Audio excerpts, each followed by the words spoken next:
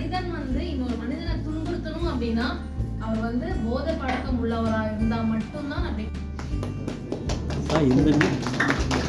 இந்த நிகழ்ச்சி ரொம்ப வந்து எங்களுக்கும் எங்களை சார்ந்தவர்களும் கண்டிப்பாக கூட நாங்கள் ரீச் ஆகுவோம். இதனால் வந்து இண்டிவிஜுவலும் ப்ளஸ் ஃபேமிலி எல்லாமே நல்லா இருப்பாங்க. வேறு ஏதாவது சொல்ல விரும்புகிறீங்களா? வேறு சார் என்ன சார் சொல்லுங்கள். தேங்க்யூ. அது மாதிரி ஐடிஸில் மாதிரி போட்டாங்க, மீட்டிங் போட்டாங்க.